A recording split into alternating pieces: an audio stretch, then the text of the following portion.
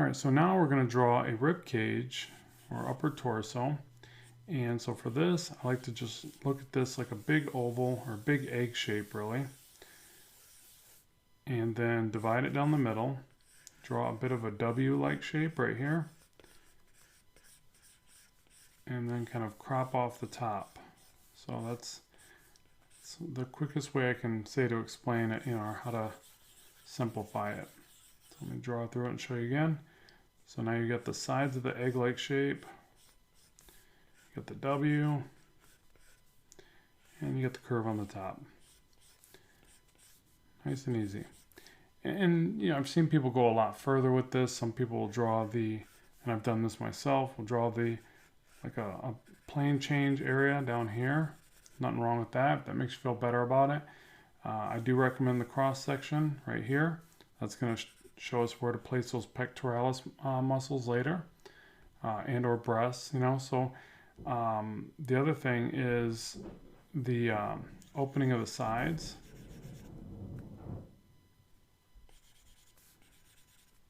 Some people do that, but for now we're just going to keep it simple. We'll go with something like this.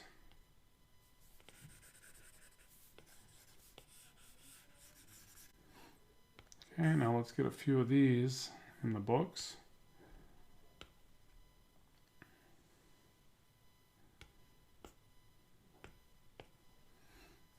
Okay, so now let's tilt this to the side. I'm just going to draw a cross section over, curve here, curve here. Here's our W meeting up to the cross section. Here's our simplified rib cage. Now since we are tilting it here, I'm going to show an opening for where the shoulder is going to go. And I kind of do like this little pocket of shadow there, so I'll put that in there. Makes it look and feel a little more dimensional. So there's that.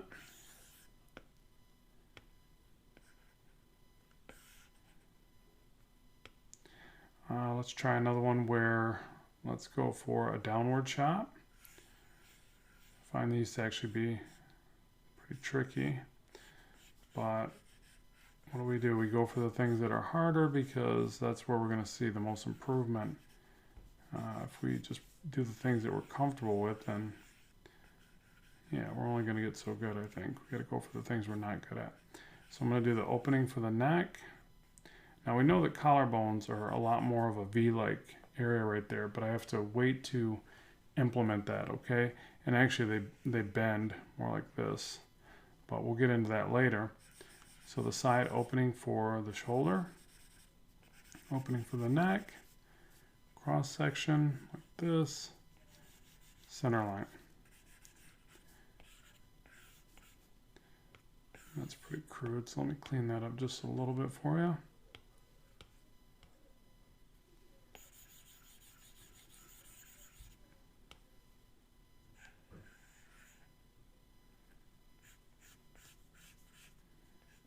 So again, kind of a W-like shape here.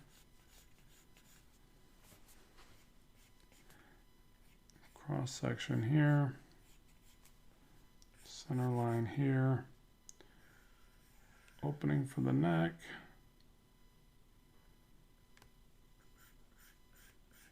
Doing a bit of a cheat there. This makes an automatic shape for me. I'm using the Procreate app and my iPad Pro to draw with. I'll try to keep this as consistent with anybody working traditionally as possible, but there are times I just instinctively use the tools that are in front of me, but I try to draw this as traditionally as possible because I like to work on paper as well.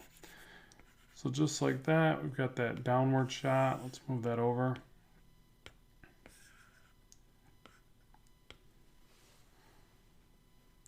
Okay, and then let's take and let's get an upward shot now.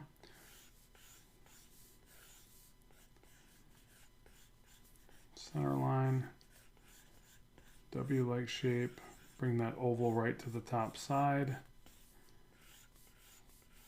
Cross section there. Really see that bottom area. That's about it. Now with something like this, I would really play around with how much of this top edge is straight across. Okay, so the curves change based upon the way we're looking up at something, right? So that's where the body is such a tricky thing to draw from these angles we're not used to seeing it as. And that's where studies really come in, because a lot of times we can be so close to a particular thing, but it's just not working well. And it's usually something small, like instead of there being a curve, it can be a curve, but less dramatic. And knowing when to push those subtleties or those, those dramatic differences in the body is really most of the battle, I think. And that's where your studies are so important, that you have to draw from imagination and draw from life. Okay, so now let's take, let's do a bit of a side shot. So even this, I like to, you're going to see me do lots of profiles. I like profile shots. Yes, they're easier, so that's probably part of it, but they're also very important to get right, because you're going to need to draw those in your storytelling, and they're distinct. Profile is actually pretty distinct. So I'm making sure to bring out the bow of the back a bit further. You could even consider that a bit of a mistake, because I told you to draw an egg shape here, which would be more like this.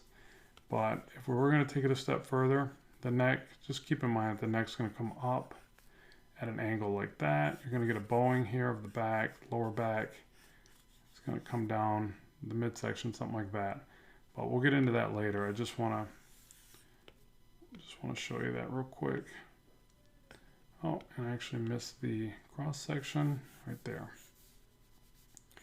And you could get another little plane change off to the side here. Okay, and then let's see, what else could we do here? We've got a front, we've got an angle, we've got a downward, upward, side shot.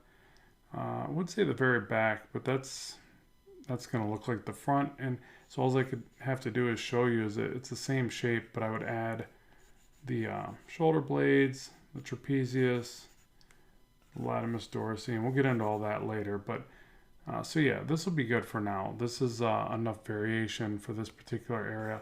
But again, draw these over and over till you feel comfortable with them, and that you can draw them from your imagination. And your simplified shapes for this might be different, could very well be different from mine. No big deal, that's not a problem. The main thing is that you just you get something that feels comfortable. You get something that you can draw quickly and effectively, and that in your mind it helps you with the perspective of the area of the body that you're working with, in this case the upper torso.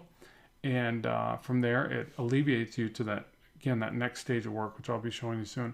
So let's move over to the next lesson and continue on. So with that, let's move forward.